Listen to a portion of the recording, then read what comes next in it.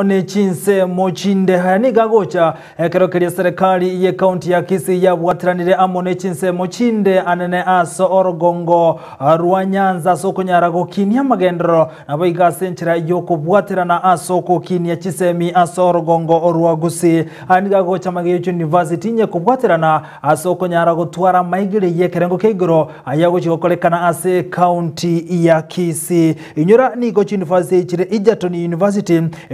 ya Masinde Muliro University ya Kisii na bugone University ya Maseno nigo bana bago chikobwatirana sokuru ebirengo bya molekerero y'ikisemi asensemo yobochenu abwase amagacha manene aranyaraga gokoleka osga kubekwa ngase University ya Kisii oikeroko igwana okwekero babekese litukolia lero imeye county ya Kisumu oyoko igwana no mulikyo botambase wizara yobochenu Susan Mochache umugavana we county ya Kakamega ukirifombeto parana also paranya Anyang' Nyong'o Cornelia Serasanga muno mugavana we county ya Kisii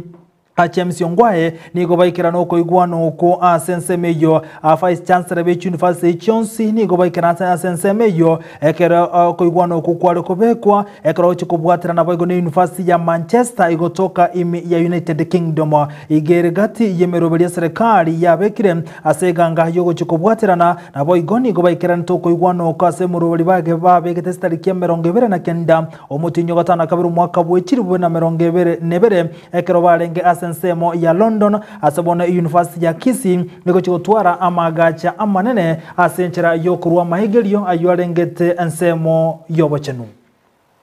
And for us here, our chair of the Lake Region Economic Bloc, Dr. Wycliffe Ambesa Oparanya, is also chair emeritus for the Council of Governors. I also happen to be the vice chair of the Council of Governors, and I'm also the Vice Chair of the Lake Region Economic Bloc. So we'll be representing the Council of Governors. And of course the universities yourselves, you will be there. Alongside that will be the support that Kisii Teaching and Referral Hospital is seeking on cancer care and research. I think all of you in this room know that Kisii County government developed a